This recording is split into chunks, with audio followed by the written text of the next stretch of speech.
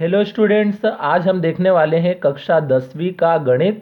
इसमें आज हम अध्याय 5 जिसका नाम है समांतर श्रेणियां, इसके सवालों को हल करेंगे।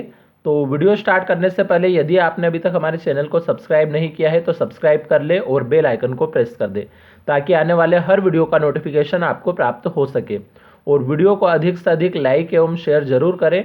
और अगर आपने अभी तक हमारे पिछले वीडियो नहीं देखे हैं तो डिस्क्रिप्शन में 10वीं गणित की सॉल्यूशन की प्लेलिस्ट की लिंक दी गई है, वहां से आप वो सारे वीडियो देख सकते हैं। तो शुरू करते हैं आज का सवाल।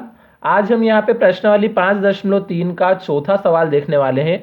सवाल है 636 योग प्राप्त करने के लिए एपी, एक एपी यानी कि समांतर श्रेणी दी है क्या 9, 17, 25 ... के कितने पद लेने चाहिए। तो इस श्रेणी के कितने पद लेने चाहिए हमें 636 योग प्राप्त करने के लिए।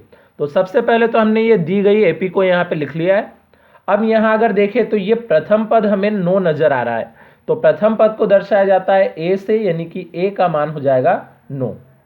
उसके बाद सार्वअंतर को दर्शाया जाता है डी से, और सार्वअंतर निकलता कैसे है, दूसरे पद में से पहला पद घटा के। तो दूसरा पद यानी कि 17, उसमें से पहला पद यानी कि हम 9 को घटाएंगे, तो 17 में से 9 घटाने पे हमारे पास कितना बचेगा 8। तो ये सार्वअंतर यानी कि डी आ गया। अब और क्या दिया है प्रश्न में, ये योगफल दिया है 636। तो योगफल को दर्शाते हैं हम एसएन से, तो एसएन का मान है 636। अब ज्ञात क्या करना है, इस एपी के कितने पद लेने चाहिए। कितने पद लेने चाहिए मतलब पदों की संख्या हमको यहाँ पे ज्ञात करनी है। तो पदों की संख्या को n से दर्शाया जाता है, यानी कि n का मान हमें ज्ञात करना है। तो अब यहां हम सूत्र कौन सा लगाएंगे, सूत्र लगाएंगे योगफल का ही। योगफल के लिए सूत्र होता है एस एन बराबर n/2 कोष्टक में 2a plus n-1 into D. अब इस सूत्र में मान रखे यदि, तो एस एन का मान हमारे पास है 636 बराबर n का मान तो हमें ज्ञात करना है, तो n की जगह n लिखेंगे बटे 2, फिर कोष्टक में 2 इंटू ए का मान कितना है 9 प्लस n का ज्ञात करना है इसलिए n-1 ऐसे ही लिखा, और इंटू डी का मान है हमारे पास 8। अब इस 2 का गुणा तो इधर 636 में कर देंगे, क्योंकि ये बटे में है, उधर ले जाने पे ये गुणे में चल जाएगा। तो 2 का गुणा जब 636 में करा तो ये आया हमारे पास 1272, और बराबर में क्या बचा ये n, और कोष्टक में 2 नमक 18, फिर प्लस। अब इस 8 का गुणा हम n में और 1 में दोनों में कर देंगे, तो 8 का गुणा n में करा तो 8n, फिर माइनस 8 का गुणा 1 में करा तो 8।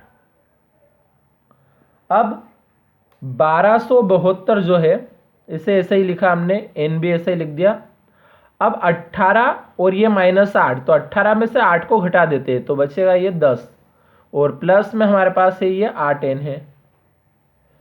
अब 1272 ऐसे ही लिखा बराबर n का गुणा अंदर दोनों संख्या में करें, तो n का 10 में करा तो ये हुआ 10n प्लस n का 8n में करेंगे तो ये 8 तो ऐसे ही लिखा हमने, और n का n में गुणा करने पे ये n² हो गया।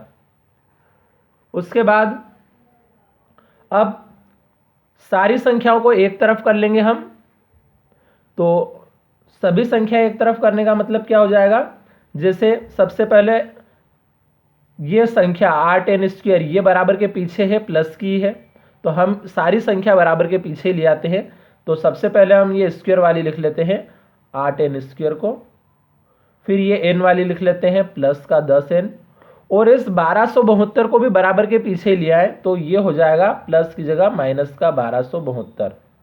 अब बराबर के आगे 0 बचा है, लेकिन वो 0 बराबर के आगे नहीं लिखते हुए हम पीछे लिख लेते हैं। अब यहाँ पे अगर देखें तो क्या कॉमन लिया जा सकता है, 2 कॉमन लिया जा सकता है, क्योंकि 2 के पहाड़ में ये सारी संख्या आएंगी। तो 2 को कॉमन लिया हमने, 2 के पहाड़े में 8 कितनी बार में आता है 4 बार में, तो यहाँ बचेगा 4 और ये n²।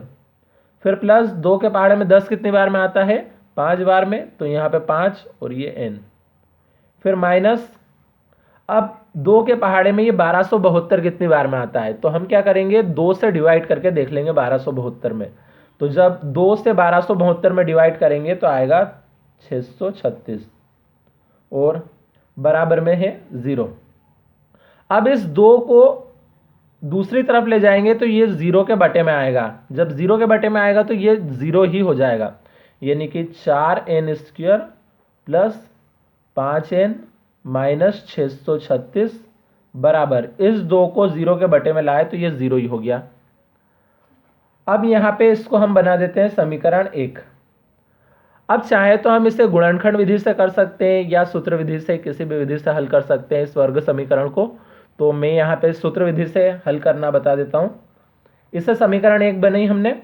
अब इस समीकरण 1 की तुलना हम वो जो वर्ग समीकरण होती है उसकी व्यापक समीकरण से तुलना कर देंगे। तो यहाँ पे लिख लेते हैं हम समीकरण 1 की तुलना व्यापक समीकरण कैसे लिख लेते हैं, an² plus bn plus c बराबर 0 से करने पर। तो ये हमने n में क्यों लिखी है व्यापक समीकरण, क्योंकि यहाँ पे सवाल हमारा n में है ये, इसलिए n में लिख ली। x में होता तो हम x लिख लेते हैं यहाँ पे n की जगह पे। तो an² plus bn plus c बराबर 0। इससे अगर हम तुलना करें अब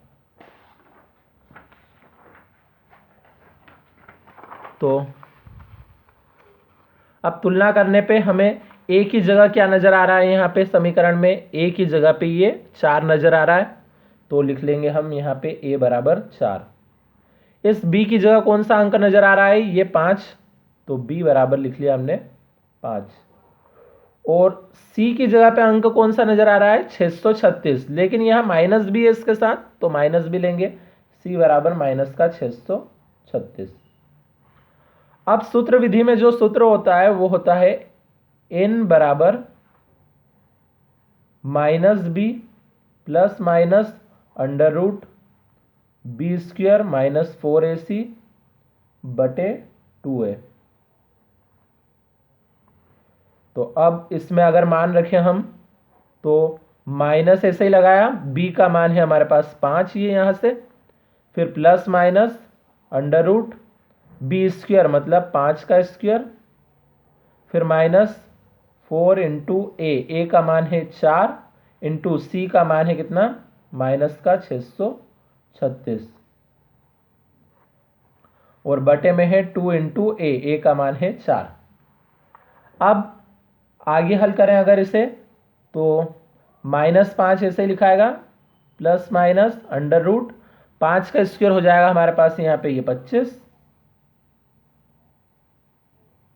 और फिर ये माइनस और ये माइनस मिला के हो जाएगा प्लस। अब इन तीनों अंकों का गुणा करें, 4 चौक 16, और 16 का जब हम 636 में गुणा करेंगे तो हमारे पास आएगा 10,176 और बटे में 2 चौक 8। अब -5 को हमने ऐसे ही लिखा, प्लस माइनस √, अब 25 में 10,176 को जोड़ देंगे तो ये हमारे पास आएगा 10,201 और बटे में है हमारे पास 8। अब माइनस का 5 ऐसे ही लिखा, प्लस माइनस, अब 10,201 को जब हम अंडर रूट से बाहर निकालते हैं तो ये आएगा हमारे पास 101, क्योंकि जो 10,201 है अंडर रूट से बाहर किस प्रकार से निकाला जाता है वो मैं यहाँ पे आपको बता रहा हूँ। 10,201 को अगर निकालना है तो इसमें किससे भाग लग सकता है, सबसे पहले इसमें जो भाग लगेगा सबसे पहले 101 से ही लगेगा। 101 के अलावा किसी संख्या से इसमें भाग नहीं जा सकता है। तो हमने 101 से अगर भाग लगाएं तो 101 के पहाड़े में एक बार में 101 आएगा, लेकिन यहाँ 102 है मतलब 1 बच जाएगा। तो वो 1 और ये 01 मिला के क्या बन गया, वो 1 और ये 01 मिला के 101 बन गया। तो अब 101 के पहाड़े में 101 कितनी बार में आएगा, एक बार में ही आएगा। तो हम यहाँ 1 लिखेंगे, लेकिन वो 1 लिखने से पहले हमें यहाँ पे क्या लगाना है, एक 0 लगाना है। 0 क्यों लगाना है, क्योंकि यहाँ पे जो बचा था 102 में से वो तो सिर्फ 1 बचा था। अब भाग लगाने के लिए हम 2 अंक एक साथ नहीं ले सकते, एक ही अंक ले सकते थे। एक और अंक लेना है तो उसके लिए पहले भागने जाए उसकी शून्य लगानी पड़ती है, फिर ये दूसरा अंक लिया जाता है। तो इस प्रकार से ये 101 आया। तो 101 के पहाड़े में 101 कितनी बार में आएगा? अब एक बार में आएगा। और फिर यहाँ पे 101 से वापस भाग लगाएंगे तो एक बार में 101। तो अंडर रूट से बाहर 2 के जोड़े में निकलती है संख्या, तो ये 2 का जोड़ा यहाँ पे बन गया 101 का। तो लिखाएगा लेकिन ये एक ही बार, इसलिए ये एक बार हमने 101 यहाँ पे लिख दिया। तो अंडर रूट से बाहर निकालने पे ये एक ही बार लिखाता है। अब बटे में है 8। अब यहाँ पे हम इसको एक बार प्लस चिन्ह लेके हल करेंगे, एक बार माइनस चिन्ह लेके हल करेंगे। तो यहाँ लिख लेते हैं प्लस चिन्ह लेने पर n बराबर, ये -5 तो ऐसे ही लिखेंगे हम। इस प्लस माइनस में से अभी प्लस चिन्ह लिया है, प्लस 101 बटे 8। तो n बराबर हो जाएगा ये, एक माइनस की एक प्लस की है, मतलब घटाएंगे। तो 101 में से 5 घटाया तो बचा हमारे पास 96 और बटे में 8। तो 8 से अगर काटे तो 8 एकम 8 बचा 1, तो ये 16 बन गया। तो 8 दूनी 16, मतलब n बराबर आया हमारे पास 12। और जब माइनस चिन्ह को हम लेंगे, माइनस चिन्ह लेने पर, तो n बराबर होगा हमारे पास -5 और प्लस माइनस में से इस बार माइनस चिन्ह लेना है, माइनस का 101 बटे 8। तो n बराबर, इस बार ये दोनों ही संख्या माइनस की है, मतलब ये जुड़ेगी। तो 101 में 5 जोड़ेंगे तो बन जाएगा ये 106। काय करेगा ये माइनस का ही, और बटे में 8 है। अब इसे हम 2 से काट देंगे, 2 चौक 8, और इसे 2 से काटे 2 पंजे 10 और 2 तिया 6, मतलब n बराबर हमारे पास आया -53 बटे 4।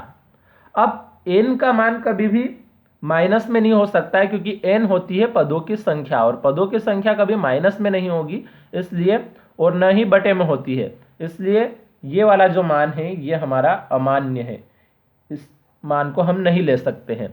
तो हमारा n का मान कौन सा रहेगा? n बराबर 12 ही रहेगा। और हमें यही ज्ञात करना था, n का मान ज्ञात करना था, क्योंकि प्रश्न में पूछा था कितने पद लेने चाहिए। कितने पद लेने चाहिए मतलब पदों की संख्या ज्ञात करनी थी। तो कितने पद लेने चाहिए? 12 पद लेने चाहिए। तो आखिर में हम आंसर लिख देंगे, अतः 636 योग प्राप्त करने के लिए दी गई एपी के 12 पद